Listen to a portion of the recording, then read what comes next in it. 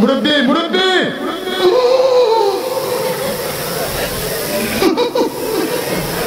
বুঝছে না উনি মনে করছে অন্য হুজুর। সাময়িক ওই দাইমার আসতে আসতে তায়েফের মহিলার আসতে আসতে যতদিন তখন মায়েরা বুকের দুধ খাওয়াইতেন আর তায়েফের মহিলা আসতে দিয়ে দিতেন সুপর্দ করে দুধ খাওয়াইয়া নিয়ে আসেন। তো একদল মহিলা ওই জমানায় তায়েফ থেকে রওনা করছে মক্কায়, মনে করেন মগবাজার থেকে রওনা করছে, মৌচাক থেকে রওনা করছে, আসবে শাহজাদপুর। কোথায় আসবে? শাহজাদপুর আসবে। রওনা দিছে কোত্থেকে? মৌচাক থেকে। কথা বুঝেন নাই? আচ্ছা বাড্ডা থেকে ধরেন, এত বেশি দূরে দেখে আপনারা কইতেন চান না, হ্যাঁ যে এত দূরে আমরা যাইতে পারবো না হুজুর, আরো কাছে কর। আচ্ছা কাছেই কইতে আছি, বাড্ডা কিড্ডা। বাড্ডা থেকে রওনা দিছে, আসবে কই? শাহজাদপুর আসবে। মহিলারা রওনা দিছে তায়েফ থেকে, আসবে মক্কায়। কথা মনে আছে ইনশাআল্লাহ? খুব গভীর ভাবে খেয়াল, কোত্থেকে রওনা দিছে, কোথায় আসতেছে, এগুলোর নাম টাম খেয়াল। কোত্থেকে না রওনা দিছে? বাড্ডা। আসবে কোথায়? ওই দিক দিয়া তায়েফ, আসবে কই? মক্কা। Okay fine. তাইলে বাড্ডা থেকে রওনা দিছে, আসবে শাহজাদপুর। বাড্ডা পার হইয়া, দক্ষিণ বাড্ডা পার হইয়া উত্তর বাড্ডা মাদ্রাসার কাছে আসার পরে একজন মহিলা চিল্লান যে কইতাছে নাই। কি কথা বলে কি? উনি তো কইছে না, উনি তখন এখানে ছিল তো না, কইব কেমনে? উনি তখন ফলাফলের আওয়াজ থামাইতে আছে দায়িত্ব নিয়ে। দক্ষিণ বাড্ডা থেকে উত্তর বাড্ডা মাদ্রাসার সামনে আসার পরে এক মহিলা বলতেছে নাই। কি বলতেছে? তো সবাই বলতেছে কি নাই? আমার সাথেই ছিল। কই কি ছিল? কয়েকজন মহিলা ছিল। কই কি হয়েছে? কয় এখন নাই। কই কি নাম? কয় হালিমা। সুবহানাল্লাহ বলবেন না? মহিলার নাম কি? হালিমা। হালিমা নাই। গরিব মানুষ, তার বাহন বড় দুর্বল, ওট ছিল খুব দুর্বল। হালিমার সফর সঙ্গী ছিল 3 জন। হালিমা, হালিমার স্বামী, ওনার ছেলে। ওনার ছেলের নাম হলো আব্দুল্লাহ। মনে রাখতে হবে কি নাম? হালিমার ছেলের নাম আব্দুল্লাহ। তো উটের উপরে উঠছে 3 জন। এমনি উট দুর্বল, আবার উঠছে 3 জন। এমনি স্টার্ট বন্ধ হয়ে যায়, সাধকারে গেল উঠছে। এখন 3 জন নিয়ে যখন রওনা দিছে, দক্ষিণ বাড্ডা থেকে উত্তর বাড্ডা আসার আগে উট শুয়ে গেছে। ওরা বারবার তদবির করতে আছে, উট আর উঠে না। এখন ওরা অনেকক্ষণ দক্ষিণ দিকে তাকাই থেকে চিন্তা করলো এখন কি করব, যাওয়া তো দরকার, গুলশানে যেতে হবে, শাহজাদপুর যেতে হবে। সময় যায়, পরন্ত বিকেল, সূর্য পশ্চিম আকাশে হেলে পড়ছে, গোধূলি লগ্ন, পাখিরা আপন নিরে ফিরে যাচ্ছে। এই মুহূর্তে সন্ধ্যা হয়ে গেলে শীতের কুয়াশায় বাচ্চারা হয়তো অনেকে দিতে চাইবে না, চলো তাড়াতাড়ি করে যায়। অনেকক্ষণ উত্তর ভাড্ডা থেকে দক্ষিণ ভাড্ডার দিকে তাকাইয়া যখন দেখে যে হালিমা আসে না, ওরা রওনা করেছে শাহজাদপুর দিকে। শাহজাদপুরে আইসা ইন্ডিয়ান এমবিসির ওয়াল ঘেঁষা ওরা যখন ভিতরে ঢুকছে এই এলাকার নাম কি? ঝিলপা। কি পা? কথা বলা কি পা? এই ঝিলপারে ঢুইকা দেখছে কার বাড়ি, বড় বিল্ডিং, কে ইঞ্জিনিয়ার, কে সাবেক এমপি। বম্বের চেটেহা বানাইছে, অ্যালট সুদ্ধা খাইয়া ফেলাইছে, কাগজপত্র সুদ্ধা খাইয়া ফেলাইছে। ডাইনাতে বামে তো টিপসই দিছে, ফাওয়া সহ টিপসই দিছে। আমার বাংলাদেশ লজ্জায় বাঁচি না দাদা। খাইতে খাইতে এমন খাওয়াই খাইছে, হগিন্নি বেটির লিগে বিস্কুট হয়েছে, হ্যাঁ বিস্কুট হাতে খাইয়া বুঝা হয়েছে। ঠিক কিনা কা? আমরা বেড়া তুলার বালিশও ঘুমাইতাম, বাড়ির হাতে টেহার বালিশ দিয়ে ঘুমায়। বাজার কইরা 10 টাকা করে জমাইয়া কোটি টাকা জমাই নিয়েছে। আমি আম্মারে জিজ্ঞেসতাম, আম্মা আপনি কি করলেন সারাটা জীবন? আপনি সারাটা জীবন কি করলেন? হ্যাঁ, এক মহিলা আপনার চাইতে বয়স কম, এবারে 10-5 টাকা করে জমাইয়া কোটি টাকা জমাই লাইছে, আর আপনি 100 টাকা করেও কত সময় আপনার হাতে দিছি, আপনার 5000 টাকা একখানো করে দিতে পারলেন না। কি করলেন সারাটা জীবন? আম্মাও আফসোস করতে আছে। আহারে মুসলমান রে, আহারে মুসলমান, লজ্জায় মাথা হ্যাট হয়ে যায়। ঠিক কিনা কহ? ঝিলপার আসলো, কথা মনে আছে নাকি? তায়েফের মহিলারা ঝিলপার ঢুকলো, বাড়ি কত উঁচু, কার বাড়ি কত দামি, কার বাবা আমেরিকা, কার বাবা ব্রিটেন, ফ্রান্স, জার্মানি, কার বাবা ইটালি, কার বাবা কন্ট্রাক্টর, কার বাবা ইঞ্জিনিয়ার, সরকারি অর্থ সম্পদ লুট কইরা কার বাবা কত বড় নেতা, মন্ত্রী, এমপি, খুইজা খুইজা দামি দামি বাড়িগুলাতে ঢুইকা টাকা বেশি পাওয়ার আশায় বাচ্চাগুলা নিয়ে সবাই রওনা করেছে। রওনা করে শাহজাদপুর ওই যে ইন্ডিয়ান এমবিসির কোনায় যে মেইন রোডে যখন ঢুকছে, তারা যাইতেছে আর তাকায়া দেখে হালিমা আসতেছে।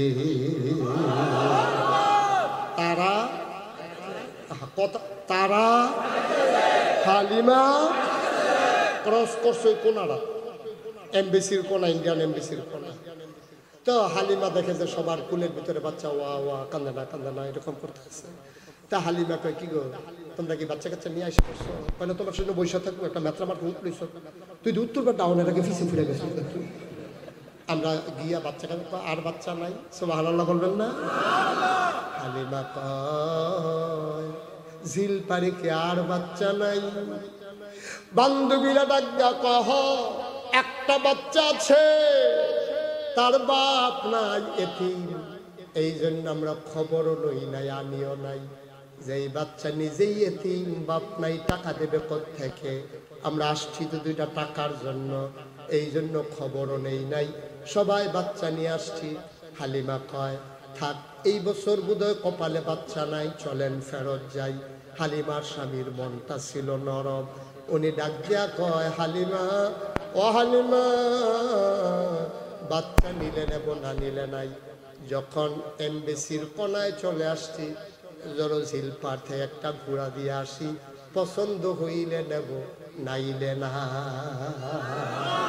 হালিমা ছিল একটু হিসাবী, উনি কৃপণও ছিলেন না, বদমেজাজিও ছিলেন না, তিনি হিসাবী ছিলেন। যে আমরা গরিব মানুষ, একটা বাড়তি ঝামেলা নিয়ে এ বাচ্চাটা খাওয়াবো থেকে, গরিব মানুষ টাকাই বা পাবো কই? উনি খুব হিসাবী মহিলা ছিলেন। বাংলাদেশে অনেক জায়গায় কিন্তু অনেক খারাপ মহিলা আছে নাকি নাই? অনেক মহিলা আছে খুব অসভ্য, জামাইয়ের সাথে খুব খারাপ আচরণ করে, বিরক্ত করে, ঠিক কিনা কম? জামার কামাই কম কেন?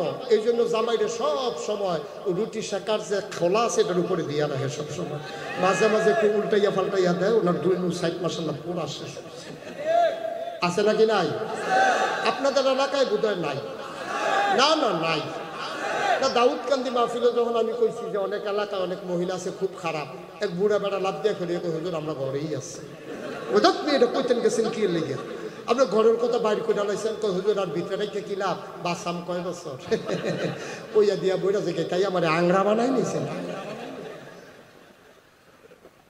এরকম অসভ্য মহিলা আছে নাকি না? অনেক অসভ্য মহিলা আছে, বাংলাদেশে জাগা মতোই আছে, ঠিক কিনা কম? বন্ধুরা আমার, ভাইরা আমার, খুব খেয়াল। এখন হালিমার স্বামী কয়, দরকার চলো যাই, বাচ্চাটা দেখে আসি। হালিমা কয়, দরকার নাই, গরিব মানুষ, টাকা দেবে কোত্থেকে? কয় চলো যাই। আস্তে আস্তে আসছে ঝিলপার ভোলা মসজিদের সামনে। কোন মসজিদ? তাকাইয়া দেখে আমাদের ইমাম সাহেব সারওয়ার হুসাইন ইয়াকুবি, উনি কই আছে? উনারে পাইছে ইয়াকুবিরে, একুবি ভাইয়েরে পাইয়া ওনার সামনে একটা চেয়ার দেয়। উনি এতক্ষণ ফিসে ফুটে দিচ্ছে, নামাজ চলতেছে কেমনে? অসম্ভব। ওকে, ইমাম নিচে বসে গেলে তো বাংলাদেশ মাটির তলে চলে যাবে, ঠিক কিনা কম? ইমাম সবসময় ইমাম, ঠিক কিনা বলে? ইমাম যদি বসে যায় মাটির উপর নিচে, তাইলে তো আমরা সবাই চলে যাব মাটির নিচে। সব সময় মনে রাখবেন, ইমাম ইমাম। ইমাম হলো বাদশাহ। নামাজের সময় ইমাম আল্লাহু আকবার বললে বাংলাদেশের প্রেসিডেন্ট যেমন মাথা নোয়াইতে বাধ্য হয়, ইমাম যেখানে যেটা বলবে ওই কথা শুনতে বাংলাদেশের মন্ত্রী, এমপি, প্রেসিডেন্ট বাধ্য, ঠিক কিনা? এটাই হচ্ছে মুসলমানের দেশ। ইমাম কম শিক্ষিত না বেশি শিক্ষিত? কম বেতন পায় না বেশি বেতন পায়? এইগুলা যাচাই করার সময় নাই, ঠিক কিনা কম? ইমাম ইমাম ইমাম মানে বাদশাহ, ইমাম মানে আদেশদাতা, ইমাম মানে হুকুমদাতা, ইমাম মানে উনি সামনে, সবার সামনে, সমাজও সবার সামনে, ঠিক কিনা বলো? সবার আগে যে কোনো প্রোগ্রাম ইমামকে আগে দাওয়াত দেবেন, ইমামের অনুমতি নেবেন। হুজুর আমার মেয়ের বিয়ে হবে, আপনি যেদিন থাকতে পারবেন ওই দিনই তারিখ করব, আপনি না থাকলে মেয়ের বিয়ে হবে না। এটা হচ্ছে সম্মান। উনি এমন না যে ঘরে খায় না, উনি ভালো খায়। আমি ঘরে ওনার ঘরে খাইছি তো মজা করেই খায়, কিন্তু দরকার না। আপনি আপনার মর্যাদা দেবেন, উনি রক্ষা করতে পারলো কি পারলো না ওনার বিষয়, ঠিক কিনা বলেন? আপনি ইমামকে সবার সামনে রাখবেন। যতদিন মুসলমানেরা ইমামকে মর্যাদা দিতে জেনেছে ততদিন মুসলমানদের দিকে চোখ তুলে তাকানোর কোনো কাফের পর্যন্ত সাহস পায় নাই, ঠিক কিনা? ইমামকে আমরা কামলা বানাই ফেলছি। মসজিদের সভাপতি সাহেব বাজার করে বসে বসে আড্ডা মারতে আছে। ইমাম সাহেব দেখা করে, হুজুর কিছু মনে করেন না, ব্যাগটা একটু বাসায় দিয়া দিলেন। তুমি বেয়াদব, ঠিক কিনা বলো? তুমি সাংঘাতিক বেয়াদব। তুমি ইমামকে দিয়া বাজারের ব্যাগ পাঠাও, তোমার কত বড় কলিজা, দুঃসাহস। তুমি হচ্ছে মসজিদের সভাপতি, মানে হচ্ছে তুমি মসজিদের খাদেম, ঠিক কিনা বলো? আমাদের দেশে এই কাজ করে নাকি করে না? এই কাজ করবেন না। ইমামকে স্বাধীনতা দিয়ে দেবেন, বলবেন যে হুজুর আমার দিকে তাকাই আপনি কোনো কথা বলবেন না, যেটা কোরআন সুন্নাহ আছে আপনি অবলীলায় বলে যাবেন আমি আপনাকে শেল্টার দেওয়ার জন্য আছি, আমি আপনার চাকরি খাওয়ার জন্য নাই, ঠিক কিনা? এই কথাগুলো সব সভাপতি বলা দরকার মসজিদের ইমামকে। আজকে এটা বলতে পারে না বলেই ইমামের চাকরি চলে যায়, সেই দিন শেষ, হিসাব মিলানোর পালা, ঠিক কিনা? অনেক একচেটিয়া খেলছো, এখন খেলা হবে সমানে সমান, ঠিক কিনা বলো? একচেটিয়া খেলা অনেক হয়েছে, এই একচেটিয়া খেলার দিন আর নাই। কথায় কথায় ইমামের চাকরি নাই, কথায় কথায় বোনাস বন্ধ। এই মসজিদ তোমার বাবার না, ইমাম কারো গোলাম না, ইমাম আল্লাহর বাদশা, ঠিক কিনা বলো?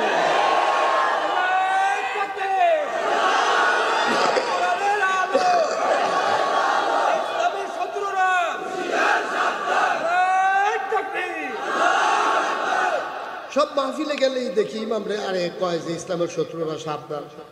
হ্যাঁ এমনি তো সাবধান, আরো সাবধান করে দিয়া সাইজ করে দিচ্ছে কারবার লড়াই। হ্যাঁ এমনি কত সাবধানে কাজ করে, কেমন ফাঁস লাগান লাগবে। হ্যাঁ কি আপনার মতো আমার মতো ফাঁস লাগায় নাকি? খুব সাবধানেই ফাঁস লাগায়, ঠিক কিনা কও? সুতরাং আর সাবধান করেন না, কোনো মাহফিলের জন্য এটা না শুনবে। হ্যাঁ রে এমনি হ্যাঁ কত সিহন কামলা হইছে, আরো করতে আছে সাবধান। হ্যাঁ কয় ভাড়া তোরাতে অনেক সাবধান। নাউজুবিল কষ্ট হইতেছে বোধ হয় না, ছেড়ে দেওয়া দরকার। তো ওই যে হালিমা, কথা মনে আছে তো? হালিমা, হালিমার স্বামী, আর ছেলের নাম নাকি? হ্যাঁ ফাইন, সচেতন শ্রোতা। এখন আইসা দেখা হয়েছে ইয়াকুবি হুজুরের সাথে, হুজুরের সাথে দেখা হয়েছে। পরে হালিমার স্বামী ডাক দেখো, হুজুর বাড়ি করুন, বাড়ি করে জিজ্ঞাসা লাভ নাই। 15 বছর এলাকা দাওয়াত খেতে খেতে তামা তামা করে আনছিস, এমন কোনো ঘর নাই, চিনি না, কি কারবার সেটা করে। কয় যে হুজুর কথা তো বেশি কিচ্ছু না, আপনার এই এলাকায় নাকি একটা বাচ্চা আছে, তিনি ক মোহাম্মদ সাল্লাল্লাহু, হ্যাঁ আপনি বোধহয় মোহাম্মদের কথাই বলছিলেন। হ্যাঁ আব্দুল্লাহর বাটা মোহাম্মদ। আব্দুল্লাহ ভাই সাহেব দুনিয়াতে নাই, সে মায়ের পেটে থাকা অবস্থায় উনি দুনিয়া থেকে বিদায় হয়েছে। বাচ্চা তার বাপ দেখে না, বাবা তার বাচ্চার মুখ দেখে নাই।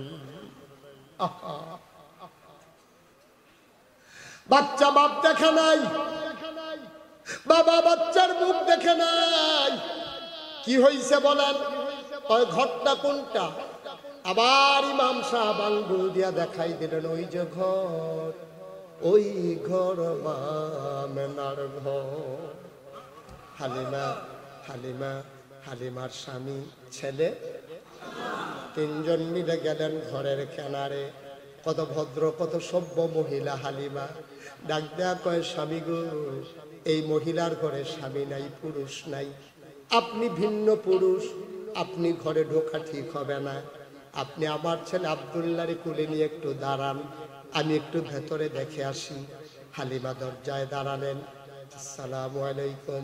ওয়ালাইকুম আসসালাম। কে বাইরে থেকে সালাম দেয়? তা আমার নাম হালিমা। কয় কোন হালিমা? আমি হালিমাতুস সাদিয়া। কয় চিনলাম না। আমি তায়েফ থেকে এসেছি বাচ্চা নেওয়ার জন্যে। আবার আমেনা চোখের পানি ছেড়ে দিয়ে কয় হালিমা গো, ও হালিমা, তোমার বুঝি আমার বাচ্চার জন্য মায়া লেগেছে গো হালিমা। সকাল থেকে তায়েফের কত মহিলা আমার ঘরের দরজার সামনে দিয়ে গেল। আমি বাচ্চাদের ওয়া ওয়া কান্না শুনলাম, উটের পায়ের শব্দ শুনলাম। ও হালিমা, কারো মায়া লাগলো না, কেউ দেখতে এলো না, কেউ আমার বাচ্চার খবরও নিল না। তোমার বুঝি মায়া লাগছে হালিমা? আহলান সাহলান মারহাবা, মোস্ট ওয়েলকাম, আমার ঘরে তোমারে স্বাগতম। আবার হালিমা ঢুকলেন। হালিমা কয়, আমি ঘরে ঢুকে দেখি মা আমেনা বিছানার উপরে আসন পেতে বসে আছে। কোলের ভিতরে একটা ছোট্ট শিশু ঘুমায়। এইরকম একটা সাদা রুমাল দিয়া বাচ্চার মুখটা ঢাকা। বাচ্চার মুখটা এমন করে ঢাকা। সুবহানাল্লাহ বলবেন না? আমি ঢুকে বললাম, আমেনা, ও আমেনা, তোমার ঘরে বাচ্চা আছে শুনেছি, নেব এমন কোনো কথা নাই, তবে বাচ্চাটা এক নজর দেখতে চাই, এটা আমার স্বামীর আবদার, তুমি দয়া করে বাচ্চার একটু দেখাও। আমেনা কয়, দেখে নাও নয়ন ভরে। হালিমা কয়, দেখবো কেমনে, রুমাল দিয়ে মুখ ঢেকে রাখলে। এবার আমেনা টান দিয়া মুখের পর্দা সরাই দিলেন, টান দিয়া মুখের পর্দা সরাই দিলেন। এবার আমিনা হালিমা কয়, আমি দেখি ফুটন্ত গোলাপ, চতুর্দশী পূর্ণিমার চাঁদ যেন ফকফকা জ্যোৎস্না নিয়া মা আমেনার কুলে হাসতেছে, চোখ বন্ধ করে ঘুমিয়ে আছে। আমি অবাক বিস্ময়ে তাকিয়ে আছি। আমি চমকে উঠলাম, আমি থমকে গেলাম, আমি আশ্চর্যান্বিত হয়ে গেলাম। মনে মনে চিন্তা করলাম, মানুষ বুঝি এত সুন্দর হয়? জীবনে আমি অনেক বাচ্চা দেখেছি, খোদার কসম আমি জীবনে কোনোদিন এত সুন্দর বাচ্চা দেখি নাই। মুফাসসির, মুহাদ্দিস, মুফতি আল-আযম, কবি, সাহিত্যিক, ঐতিহাসিক, দার্শনিক আর শিক্ষাবিদ, সাহাবায়ে কেরাম, তাবেঈন, তাবে তাবেঈন, সকল ঘরানার ওলামায়ে কেরাম কয়, হালিমা কথা বলতে সাবধানে বইল, তুমি বলতেছো এত সুন্দর বাচ্চা আর দেখো নাই। হালিমা গো, এর চাইতে সুন্দর বাচ্চা আমার আল্লাহ আর একটাও বানায় না।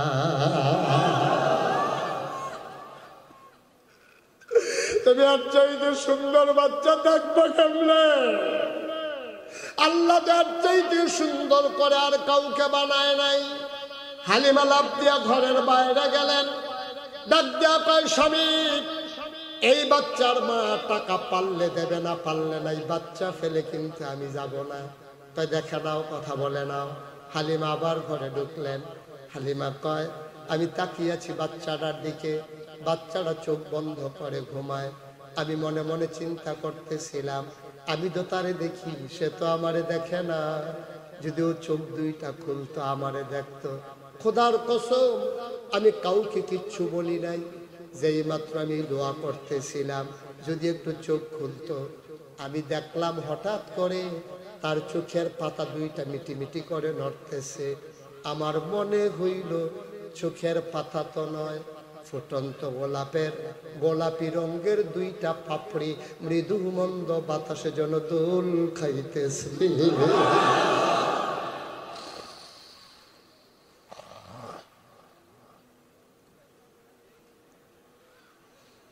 আমি তাকিয়ে আছি, ও আমার দিকে তাকিয়ে আছে। চার চোখের মিলন হয়ে গেল। আমিও পলক ফেলি না, ও পলক ফেলে না। মনে হলো যেন জনম জনমের পরিচয়। আমি তাকিয়ে আছি, বাচ্চাটাও তাকিয়ে আছে। হঠাৎ করে খেয়াল করে দেখলাম মোহাম্মদ ঠোঁটের কোনাটা একটু বাঁকা কইরা কেমন জানি একটা মুচকি হাসি দিছে।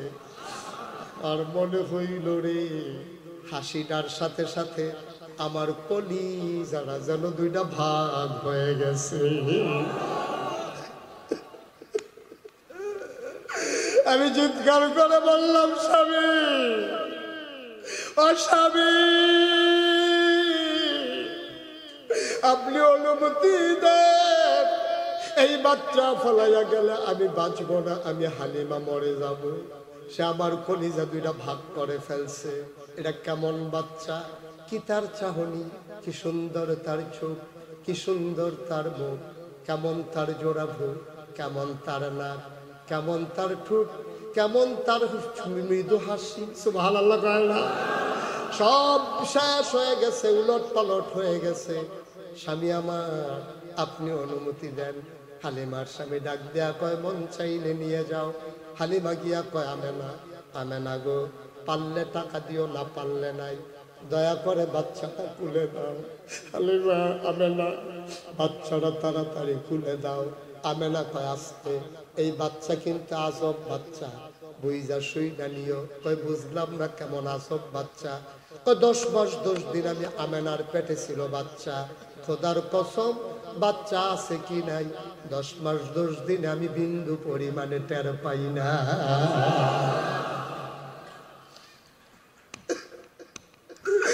একটা পিঁপড়া কামড় দিলে আমি টের পাই। খোদার কসম, আমার মুহাম্মদ যখন দুনিয়াতে আসে আমি একটা পিঁপড়ার কামড়ের মতো টের পাই না।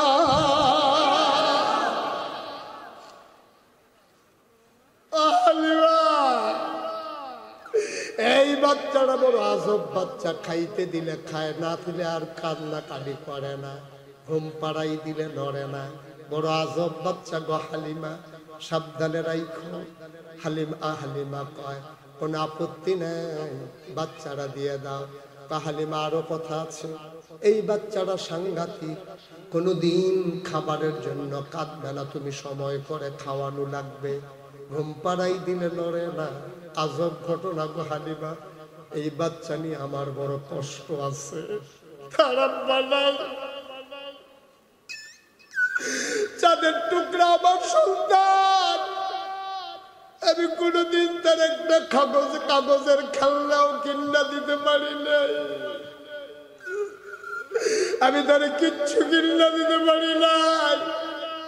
আমার বাচ্চাটা জীবনে একটা খেলনাও দেখে নাই। আমার মনে বড় কষ্ট। তার আব্বা আব্দুল্লাহ যদি থাকতো, কত সুন্দর খেলনা কিনলাম তো বাচ্চার জন্য, আমি তো কিচ্ছু পারলাম না, আমি তার অসহায় মা। হালিমা বড় বড় কষ্ট।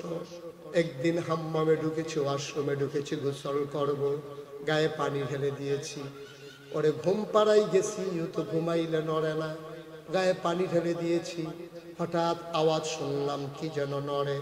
আমি জানালা ফাঁক করে তাকাইয়া দেখি, যেই মোহাম্মদ কোনোদিন নড়াচড়া করে না, আজকে কেমন যেন সে হাত পা নাড়তেছে, খিলখিল করে হাসতেছে।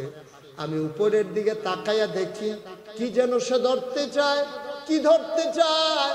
আমি উপরে তাকাইয়া দেখি, যেই বাচ্চারে আমি মা হইয়া খেলনা কিন্না দিতে পারি নাই, তার মাওলা, তার আল্লাহ তারে খেলনার বাকি রাখে নাই। আমি তাকাইয়া দেখি আকাশের চাঁদ আর আকাশের তারাগুলা খেলনা বানাইয়া মোহাম্মদ হাতের নাগালে আল্লাহ পাঠাই দিছে।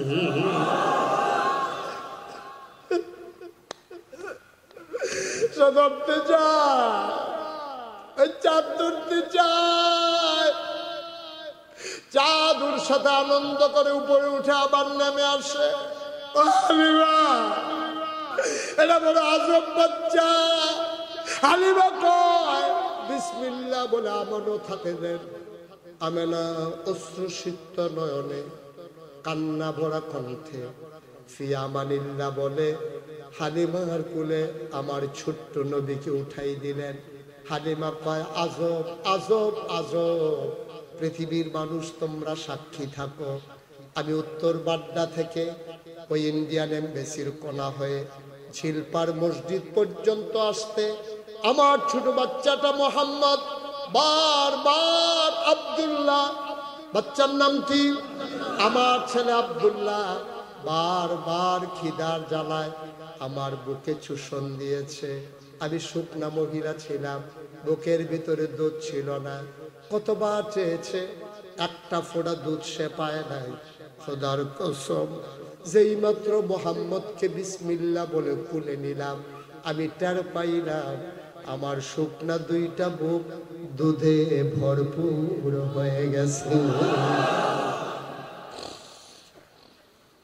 আমি আর একটা সেকেন্ড দেরি করলাম না, দৌড় দিয়ে বাইরে গেলাম। আব্দুল্লাহ আব্বাকে বললাম তাড়াতাড়ি উঠে চড়েন। আগে ছিলাম আমরা 3 জন, এখন হয়ে গেলাম আমরা 4 জন। দুর্বল উঠ। 4 জন উঠার পরে শক্ত করে ধরে বসলাম। উঠ এখন আর হাঁটে না। চিন্তায় পড়ে গেলাম, উঠ এমন করে কেন? আমরা সবাই টের পাইলাম ওট এখন আর হাঁটে না, ওট এখন ঘোড়ার মতো দৌড়া। দেখা হয়েছিল ইন্ডিয়ান এমবেসির কোনায়। কিছু দূর যাওয়ার পরে রাস্তা ক্রস করে পূর্ব পার্শ্বে ওরা গিয়েছে। এমন সময় সামনের যারা হালিমার বান্ধবী, ওরা টের পেল পেছনে যেন ঘোড়ার উটের পায়ের শব্দ শোনা যায়। ওরা থমকে উঠলো, চমকে গেল, আশ্চর্যান্বিত হয়ে গেল। পিছনে ফিরা দেখে হালিমার উটটা দৌড়াইতে আছে, ওদেরকে পিছনে ফালাইয়া আগাই যায়। বান্ধবীরা ডাইকা কয়, হালিমা, হালিমা গো, মক্কায় গিয়ে উট বদলাইছো নাকি? ও হালিমা, মক্কায় গিয়া কি উট বদলাইছো? হালিমা কয়, কে আমারে উট দেবে? তাইলে কি উট আগেরটা? কয়, হ আগের উট। কয়, আগের উট তো এমনি দৌড়ানোর কথা না, তুমি আর উট এমনি দৌড়ায় কেমনে? হালিমা কান্দে আর কয়, আমি জানি না উট কেমনে দৌড়ায়। কয়, কে জানে? কয়, আমার স্বামীও জানে না। জানে কে? কয়, আমার ছেলে আব্দুল্লাহও জানে না। কয়, তাইলে জানে কে? হালিমা কান্দে আর কয়, আমার মনে হয় উট কেন দৌড়ায় জানে মক্কার শিশু মুহাম্মদ। ও ঢাকার মানুষ, ও বাংলাদেশের মানুষ, মুশতাক ফয়েজি কোনোদিন তোমাদের কাছে আসে নাই, আর কোনোদিন আসবো কিনা জানি না। মুশতাক ফয়েজি যদি কোনোদিন আর না আসে, কোনোদিন যদি তোমাদেরকে না ডাকে, মনে রাখবা আমি এসেছিলাম, মনে রাখবা কথা কয়টা বলে গেলাম। ভাই, কথাগুলা মাইনা মাইনা চইল, একদিন তো মরেই যাবা। মরার পরে মসজিদের মিনারে ঘোষণা আসবে মানুষটা নাই। খাটিয়ায় করে ওই মাঠে নিয়ে তোমার যখন জানাজা হবে, কাফন পরাইয়া তোমারে দাফন করে দেবে মাটির কবরে। এমন একটা জিন্দেগি কইরা কবরে যাইও, সবাই দেখো মাটির কবর, তুমি যেন কবরে গিয়া দেখো মাটির কবর মাটি নাই, মাটির কবর জান্নাতের টুকরা হয়ে গেছে। এমন একটা জিন্দেগি আমরা চাই নাকি চাই না? চাই। 33 বছর এই বাংলাদেশে, বাংলার বাইরে মুশতাক ফয়েজি কথা বলে। 33 বছর মাহফিলে কদম দিলে মাহফিলটার ওজন বুঝি। আজকে ঝিলপাড়ের এই মাহফিলে ওয়াজের শুরুতে আমি টের পেয়েছি, আমার মন সাক্ষী দিয়েছে, আজকের মাহফিল আমার আল্লাহ কবুল করে দিয়েছে। এই কবুল হওয়া মাহফিলটাতে একজন উঠবো না, একজনও যাব না। তুমি মাহফিলের ওজন বুঝো নাই। মাহফিলের ওজন বুঝেছে এলাকায় কবরে যারা ঘুমায়, ওরা বুঝেছে, তুমি বুঝো নাই। এই কবরের স্থানে যারা ঘুমিয়ে আছেন, আজকে কেউ কবরে নাই।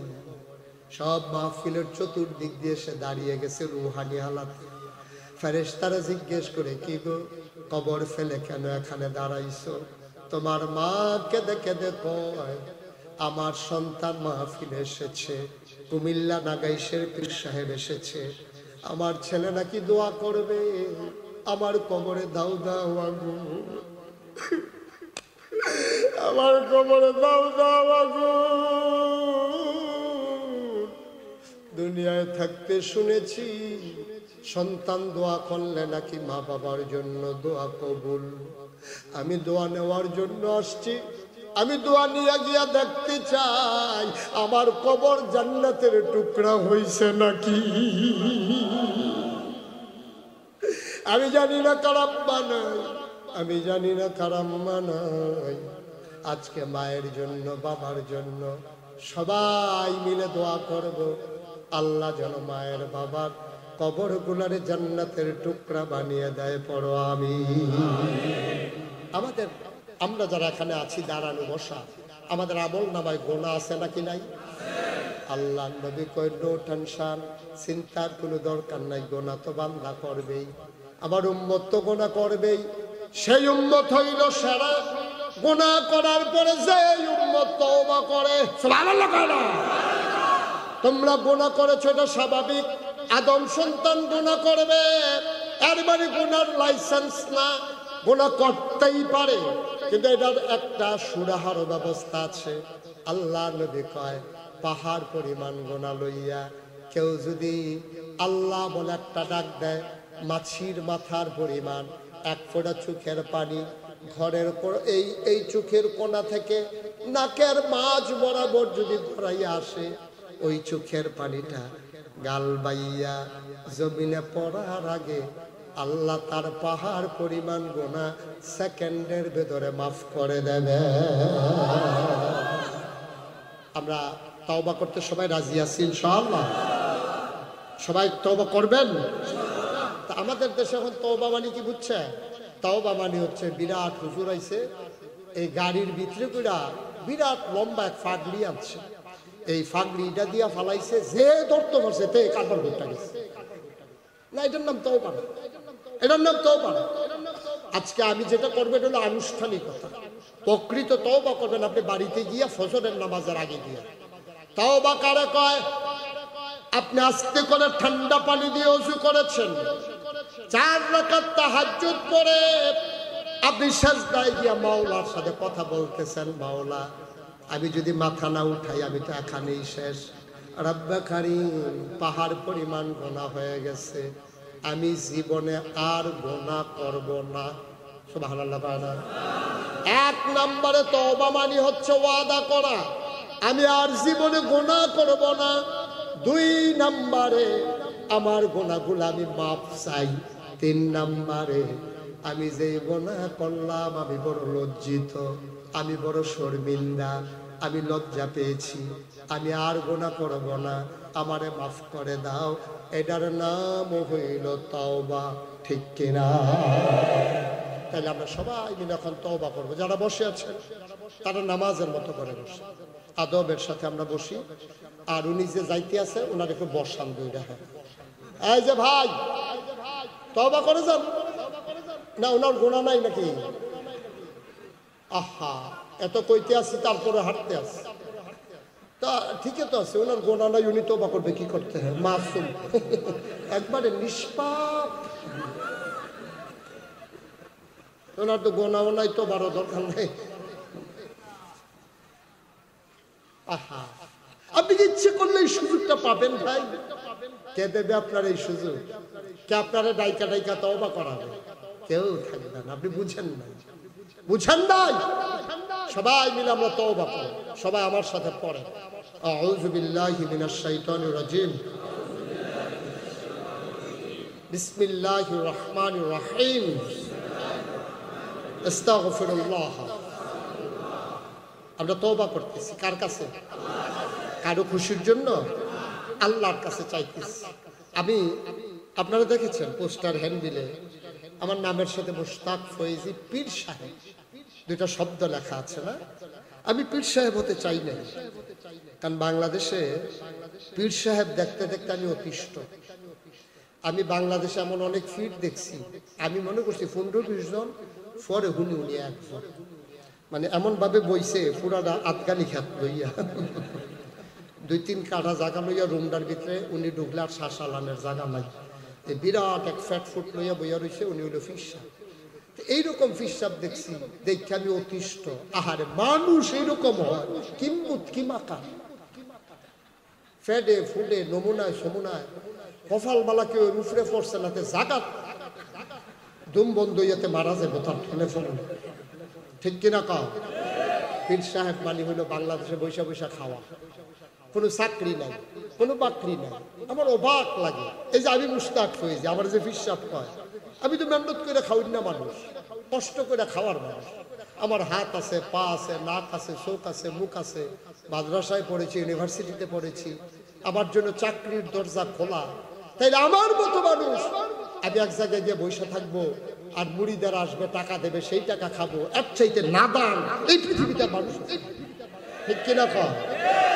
এর চাইতে নাদান কেমনে হয় যে একটা সুস্থ সবল মানুষ বসে থাকবে, রিক্সাওয়ালা না টাকা দেবে, ভিক্ষা করা মহিলা এসে টাকা দেবে, আর সেই টাকা সে খাবে সারা জীবন। সে আত্রা এমনি ফিক্সড করে আলাইছে, যারে দেহে আত্রা বেফাইতে বইয়া থাকে, কেড়াই জানি তার এমনি ঘুরাই দিছি, এটা আবার ঘুরা যাই।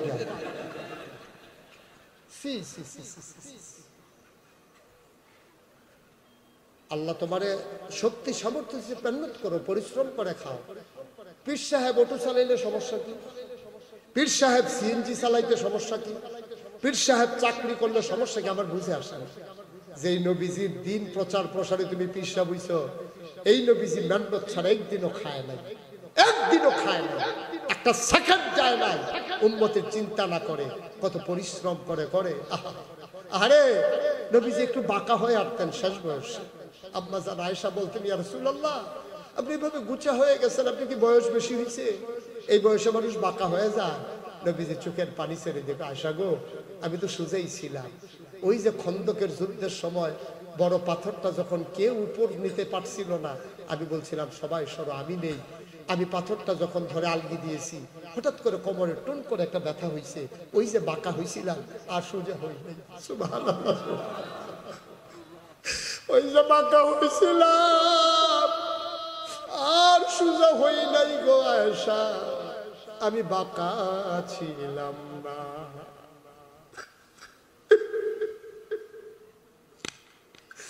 এই নবীর উম্মত তুমি, এই নবীর ওয়ারিস তুমি, তুমি নবীর দিন প্রচার প্রসার করতে চাও, পীরের নাম দিয়ে তুমি রিক্সাওয়ালার টাকা খাও, তুমি পীর নামের কলঙ্ক, ঠিক কিনা?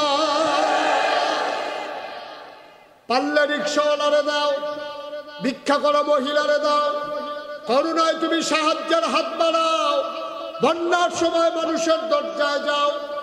এইটাই হলো নবীর সুন্নাত তরিকা, এইটাই হলো পীরের ভূমিকা। কিন্তু বাংলাদেশে এই সময় এইরকম পীর সাহেবের বড় অভাব, ঠিক কিনা? মুরিদরা খালি কয় দুনিয়া ছাড়ো, দুনিয়া ছাড়ো, বাবা দুনিয়া ছাড়ো। সব মুরিদরা দুনিয়া ছাড়াইতে আছে, আর উনি দুনিয়াটারে আঞ্জা দিয়া বসছে। কষ্ট না? মুশতাক ফয়েজি পীর সাহেব, আমার দাদা ফুরফুরার সিলসিলার বড় একজন পীর ছিলেন। আমার আব্বা ইন্তেকাল করেছেন 85 সালে, দাদা ইন্তেকাল করেছেন 98 সালে। আব্বা অনেক আগে ইন্তেকাল করেছেন, দাদার হাতে মানুষ হয়েছে। দাদা একদিন খবর দিল, আমি তখন কুয়ে ঢাকাতে পড়ি, দাদা খবর দিয়ে বাড়িতে নিলেন। দেখলাম বাড়ি ভর্তি অনেক মেহমান, অনেক লোক। এই বললাম কি খবর? কয় যে কথা আছে মাগরিবের পরে। সবাই বসেছে, পরামর্শ করতেছে যে আমার দাদার ইন্তেকালের পরে এই দরবারের দায়িত্বশীল কে হবে। তখন আমার 3 জন চাচা বেঁচে আছে, আমার বড় ভাই আছে। সবাইকে বলা হলো, সবাই অপারগতা স্বীকার করে। দাদা বললেন না, আমি কাউকে দেব না, কারণ ওরা আলেম না, এবং কেউ আলেম কিন্তু আমার পছন্দের না, দায়িত্ব পাবে মুশতাক ফয়েজি। আমি হাউমাউ করে কাঁদতে শুরু করলাম। আমি বললাম, আমি কেন? আমি এই বোঝা নিতে পারবো না, আমি ছোট্ট মানুষ, আমার কাঁধে কেন এই বিরাট বোঝা? দাদা আমাকে জড়াইয়া ধরলেন, চোখের পানি দিয়ে আমার পিঠ ভিজিয়ে দিলেন। দাদা আমাকে বললেন, আমি জানি কে পারবে, তুমি পারবা বলেই তোমার উপরে দায়িত্ব। আমার মায়ের কাছে আমাকে নিয়ে গেলেন, বললেন মুশতাক ফয়েজিকে ইসলামের জন্য তোমার কাছে চাই, তুমি দিয়ে দাও। আমার মাও কাঁদতে কাঁদতে বিদায় দিয়ে দিলেন। দায়িত্ব কাঁধে পড়ে আসলো। আমি বললাম, আমি তো পীর হতে চাই না। আমার দাদা বলল, কেন চাও না? আমি বললাম, আমি বুঝি এই দায়িত্ব কত বড় দায়িত্ব। আমাকে যদি পীর বানাতে চান, আমাকে একটু জমিন দিতে হবে, একটু জমি আমাকে দিতে হবে। আমার দাদা বললেন, জমি দিয়ে কি করবা? আমিও তো গরিব মানুষ, আমার তো জমিন বেশি নাই। এখন যা আছে এখান থেকে দিতে হবে। দাদা আমাকে 9 শতক জমিন দিলেন। আমি তারপরে দায়িত্ব পাওয়ার পরে জমিন কিনা শুরু করলাম। আমার দরবারে কুমিল্লার যারা মানুষ আছেন অনেকেই জানেন, আমার দরবার এখন 18 একর 1800 শতক জায়গার উপরে আমার কমপ্লেক্স। মারহাবা বলবেন না? 1800 শতক, 1800 শতক জায়গার উপর আমার 10টা প্রতিষ্ঠান। কয়টা? জাকির আসকারের জন্য একটা খানকা আছে, একটা দাখিল মাদ্রাসা, নুরানি মাদ্রাসা, হাফিজিয়া মাদ্রাসা, ধাতব্য চিকিৎসালয়, গণপাঠাগার, গবেষণাগার, ছাত্রাবাস, ইয়াতিমখানা, মসজিদ। মারহাবা বলবেন না? 10টা প্রতিষ্ঠান, ফ্রি চিকিৎসা কেন্দ্র আছে। আপনি যান, 5 দিন থাকবেন, মনে হবে যেন বাড়িতে আছেন। কেউ আপনাকে বলবে না কবে যাবেন। রান্না হচ্ছে, খাবেন, ঘুমানোর জায়গা আছে, ঘুমাবেন, গোসল করার জায়গা আছে, গোসল করবেন, মসজিদে নামাজ পড়বেন। মোস্ট ওয়েলকাম, আহলান সাহলান মারহাবা। আমার দরবারে সবার জন্য দরজা খোলা, সবাইকে স্বাগত। আমি বন্যার সময় আমি উদার হস্তে দাঁড়িয়ে গেছি মানুষের পাশে। করোনার সময় আমি রিস্ক নিয়ে মানুষের ঘরে ঘরে দরজায় দরজায় পৌঁছে গেছি। যে কোনো ক্রাইসিস পিরিয়ড ওভারকাম করার জন্য আমি চেষ্টা করি মানুষের পাশে দাঁড়ানোর জন্য। কারণ আল্লাহ আমাকে যা দিচ্ছে আলহামদুলিল্লাহ অনেক দিচ্ছে, অনেক দিচ্ছে, নিয়ে কুলাইতে পারবো না। আমি চিন্তা করলাম আমি তো আর সারা জীবন থাকবো না। 18 একর জায়গার উপরে আমি এতিমখানা করেছি, 5 তালা, 4 তালা হয়ে গেছে, 1 তালা বাকি আছে। চিন্তা করলাম এত এতিম, এত ছাত্র, এলাকার মানুষ, একটা মসজিদ করা দরকার। দরবারের মাহফিলে মানুষ আসতে নামাজের জায়গা নাই। আমার দরবারে যারা ইঞ্জিনিয়ার 10 জনকে নিয়ে আমি একটা টিম করলাম। 10 জন ইঞ্জিনিয়ার মিলে একটা ভিউ দাঁড় করালো, আমার কাছে নিয়ে আসলো। আমি বললাম এটা কি? তোর মসজিদের ভিউ নিয়ে আসছি। আমি দেখলাম বিরাট বড় মসজিদ। আমি বললাম এটা কত বড়? হুজুর কত বড় চিন্তার দরকার নাই, একসাথে নামাজ পড়বে 6000 লোক। আরো আসতে কর, কয় হাজার লোক? নিচতলায় হাসপাতাল, 19,000 স্কোয়ার ফিট। আপনারা শিক্ষিত মানুষ বুঝবেন, 19,000 স্কোয়ার ফিট আমার হাসপাতাল, নিচতলা সবটা মিলিয়ে। সিঁড়ি দিয়া সংসদ ভবনের মতো ডাইরেক্ট উঠে গেছে দোতলা, 125 ফুট চৌড়া সিঁড়ি, সবটা দিয়ে উঠে যাবে দোতলা। দোতলায় 3 তলায় মিলিয়ে মানুষ নামাজ পড়বে 6000। আমার মসজিদে যখন এই ড্রয়িং করা হলো, আমি ইঞ্জিনিয়ারকে জিজ্ঞেস করলাম এত বড় মসজিদ আঁকছো, করতে কত খরচ হবে? আমারে কয় হুজুর 15 কোটি টাকা। কয় কোটি? যেমনে কইছে আমি মনে করছি 15,000। আমি কত কইলা? কয় হুজুর 15 কোটি। আমি কই বেড়া ডর দেহানের আর জায়গা পাইছো না, আমি গরিব মানুষ, আমারে তুমি আন্না দিছো 15 কোটি টাকার মসজিদ। বেড়া কয় হুজুর টেনশন করেন না, এইসব কাজ আটকায় না, নিয়ত করে না। আমি বাজার, আমি গাড়ি নিয়ত যে করা ভেটে তো না, কয়েকটা নিয়ত করেন। পরে চিন্তা করলাম যা আল্লাহর ঘর মসজিদ নিয়ত করি। নিয়ত করলাম আমি মুশতাক ফয়েজি 1 বছর মাহফিল করে যত টাকা হাদিয়া পাই, পুরো 1 বছরের হাদিয়া আমি সবটা আমার মসজিদে দিয়ে দেবো ইনশাআল্লাহ। আমি মাহফিল করে না জমাই, মাহফিল করে না জমাই। 1 বছর শেষ হওয়ার পরে গোনা শুরু করলাম, গুনে দেখলাম 25 লক্ষ টাকা হয়েছে। মারহাবা বলবেন না? 25 লক্ষ টাকা দিয়ে কাজ শুরু করলাম। জুন মাসের 1 তারিখে আমার মসজিদের ছাদের ঢালাই হয়েছে 1 তালা। 1 তালা ছাদের ঢালাই হয়েছে জুন মাসের 1 তারিখে। গত পরশুদিন আমি দরবার থেকে যখন বের হই, আমি বলি দেখি হিসাবটা কেমন খরচ করলাম।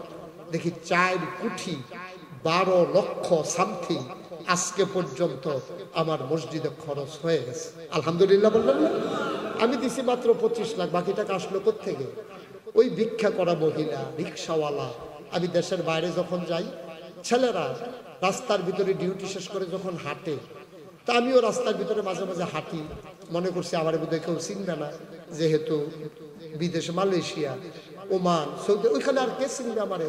মালয়েশিয়ার রাস্তা দিয়ে হাঁটতেছি, রাতের 12টা বাজে। ডিউটি শেষ করে আমার বাংলাদেশের ছেলেকে ফটফট ফটফট করে যাইতে আছে। কিছু দূর গিয়ে আবার ফিরাই কই হুজুরে। আমি কই হ হুজুরে। পকেট থেকে কই হুজুর 200 রিঙ্গিট রাখছিলাম মসজিদের জন্য, রেখে দিচ্ছি, আপনার হাতে দিয়ে দেই, মোস্ট ওয়েলকাম। ওরা আমাকে কয়েকদিনের ব্যবধানে 15 লক্ষ টাকা আমার হাতে দিচ্ছে। মারহাবা বলবেন না? আমি খাগড়াছড়ি মাহফিলে গেছি, কত মানুষ যে কত টাকা। ওই দিন আমি ব্রাহ্মণবাড়িয়া মাহফিলে গেছি, বুড়া একেবারে উঁচু হয়ে গেছে, বুড়া একবারে নজু বাঁকা হয়ে গেছে। লোকটা কোথাও বলতে পারে না ভালো করে, কোত্থেকে 100 টাকা আইনা আমার সামনে দাঁড়াই দিচ্ছে। আমি বললাম এটা কি? তো হুজুর আপনি শুনছি একটা মসজিদ করতেছেন, এটা আমি অনেক কষ্ট করে জমাইছিলাম এই টাকাটা। আমার চোখে পানি চলে আসছে। বললাম বাবা আপনার এই 100 টাকা আমার কাছে 1 লক্ষ টাকা। মারহাবা বলবেন না? আমি আপনাদের কাছে, আপনারা রাজধানীর মানুষ, ঢাকার মানুষ, ওই যে বলছিলাম 15 কোটি কইছে, একতলার ছাদের তিন ইঞ্জিনিয়ার আমার এক সাইডে নিয়ে কয় হুজুর 15 কোটি যে কইছিলাম হইতো না। আমি কি তো 30 কোটি। আমি দুইটা ফিটা দেয়। আল্লাহর খাস মেহরবানি কাজটা আগাইতেছে খুব দ্রুততার সাথে। দোতলার কলামগুলো উঠতেছে, ইমিডিয়েটলি দোতলার ছাদ হবে। আমি কোনোদিন বাংলাদেশে কারো কাছে হাত পাতি নাই, কিন্তু এখন একটা রিক্সাওয়ালা দেখলো আমার মসজিদের কথা বলি, মানুষ দেখলেই আমার জিজ্ঞেস করে হুজুর মসজিদের কি খবর। আজকে আপনাদের এখানে আসার পরে কয়েকজন আমাকে জিজ্ঞেস করছে যে হুজুর মসজিদের খবর কি। আমার এক ভাই আপনার এই যে যমুনা ফিউচার পার্কের এখানে চশমার দোকান, ও আমারে ওয়াদা করছে যে হুজুর আপনার জীবনে যত চশমা লাগে আমি আছি। আমি চশমা কি এটা ভাত নাকি যে একবেলা খাইলে আরেক বেলা লাগবে? তুই তো এমন এক নিয়ত করছ, একটা দিলে তো সারা বছর শেষ। তো যাই হোক, আজকে এসে বলতেছে হুজুর আমি 20 বস্তা সিমেন্ট, আপনার ছাদ কোন দিন ঢালাই হবে আমাকে জানাইবেন। আপনারা অনেক মানুষ এখানে আছেন। আল্লাহ নবী বলেছেন মান বানা লিল্লাহি মসজিদান বানাল্লাহু লাহু বাইতান ফিল জান্নাহ, যে দুনিয়ায় মসজিদ বানাবে আল্লাহ নাকি জান্নাতে তার জন্য ঘর বানাবেন। আমি মসজিদের ছাদে উঠে উঠে কান দিই, আল্লাহ আমি যদি এই মসজিদের কাজ শেষ না করে মরে যাই, তুমি যদি মৃত্যু দাও এই মসজিদ করবে কে? আমার এই মসজিদ না করাইয়া মৃত্যু দিও না। এই প্যান্ডেলে যারা আছেন, ধনী গরিব নির্ধন, রিক্সাওয়ালা, খেটে খাওয়া শ্রমজীবী, সবার কাছে আমার একটা আবদার আছে। আপনি যদি মনে করেন হ্যাঁ আমার এই জান্নাতে আমারও একটা ঘর হোক, আপনি যদি মনে করেন যে হুজুর ইনশাআল্লাহ আমি আপনার এই মসজিদে একজন গর্বিত সদস্য হতে চাই, মোস্ট ওয়েলকাম, আহলান সাহলান মারহাবা, আপনাকে স্বাগত। আমরা সবাই মিলে বাংলাদেশে একটা অনন্য ইতিহাস তৈরি করি। বাংলাদেশের এই স্বপ্নের মসজিদ বিনির্মাণে আমরা সবাই মিলে ভূমিকা রাখি। আমরা তওবা করব, যারা পারি আমরা সবাই মিলে শরীক থাকবো।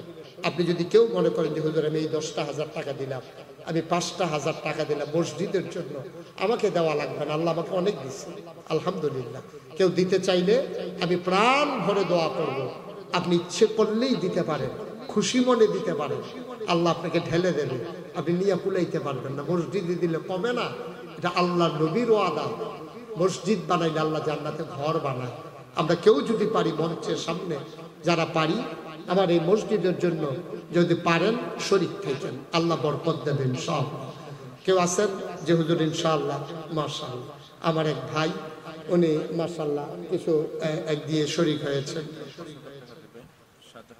শাহজাহান ভাই, একটা লোক উঠা যাবে না, তাহলে টাকার দরকার নেই। টাকা দিতে গিয়ে যদি উঠে যান তাহলে আমার টাকা লাগবে না, আপনি বসেন, এটাই ভালো। আমার এক ভাই 2,000 টাকা